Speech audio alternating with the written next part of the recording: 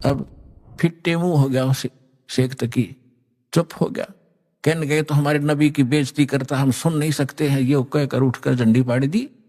इनके पास यही है, नकलियों के पास बकवास करना। फिर सिकंदर लोधी का यह बात हृदय में दचगी के सचमुच खाक साधना थी वह, लेकिन वो राजा बोल नहीं सकता पब्लिक के सामने। पब्लिक के सामने संत ही बोल सकता है।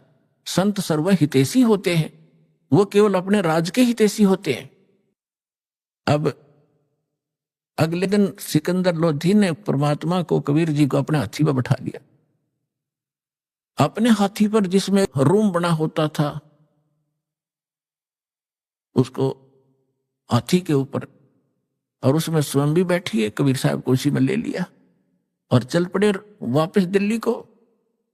अब रास्ते में आए, पड़ाव डाला एक नदी दरिया के ऊपर, क्योंकि वहां सैनिक भी काफी साथ थे, वहां भोजन बनाते थे, नहाते धोते थे, इसलिए पानी का आसरा लेकर के वहां रुका करते थे सफर में। तो श्याम ने सब अपना लेट गए, सुबह उठे।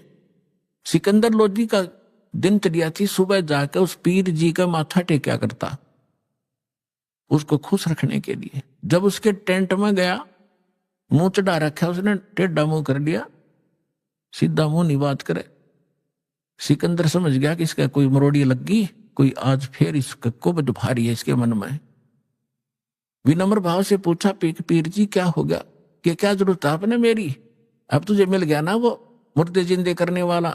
मैं तो जब मानू मेरे आंख सामने मुर्दा जिंदा करे तब उसको पीर पैगंबर की संज्ञा दूंगा, नहीं तो जाके मुसलमानों को कह दूंगा कि राजा काफिर हो गया, एक हिंदू को गुरु बना लिया।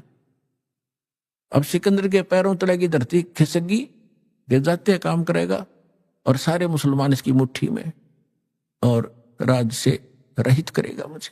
चिंतित हो गया, वापस आ गया। उस टेंट में आया जहां भगवान बैठे थे, परमात्मा अंतर्यामी है, उनका चेहरा